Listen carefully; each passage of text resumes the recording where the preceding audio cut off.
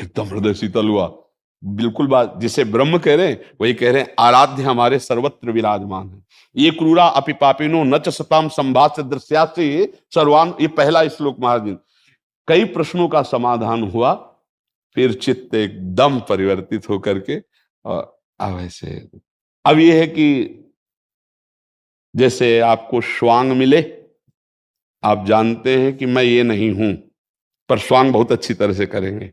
अब ऐसी लीला चल रही कि जो स्वरूप है उसका कोई भी रूप नहीं है, उसमें जो हम आरोपित करते हैं वो सच्चिदानंद उसी रूप में दिखाई देने लगता है, अनुभव में आने लगता है।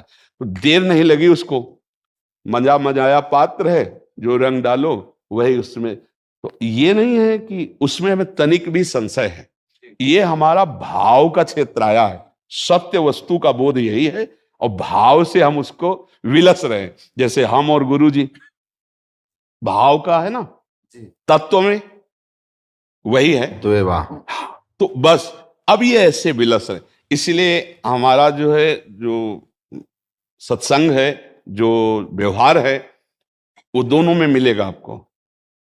एक पक्ष हमारा हृदय है, लेकिन सत्संग दोनों पक्ष को लेकर के है, दोनों का आदर है, दोनों परम सत्य है, और दोनों की एक स्थिति है।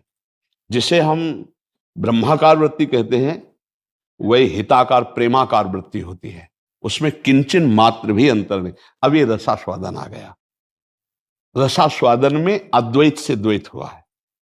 ये भ्रमात्मक द्वैत नहीं है, ये रसात्मक द्वैत है। हाँ, अब जो द्वैत में है तो अद्वैत स्थिति को नहीं जानता, और जब अद्वैत में स्थित हो चुका है वो मुक्त पुरुष है, वो ना भगवान की इच्छा करता है ना भगवान की लीलाओं की करता है, ध्यान रखना। लेकिन अगर कृपा प्रसाद से सकिल गया, तो जैसे शुकाचार्य जी स्थिति स्वरूप में है, लेकिन कृष्णाकार वृत्ति और श्रीमद् भागवत का गायन।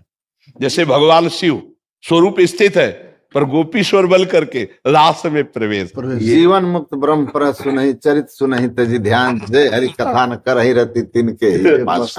आज तो आनंद बरसा दिया आप सब संत जी महाराज, बहुत बहुत महाराज जी। खड़ा करो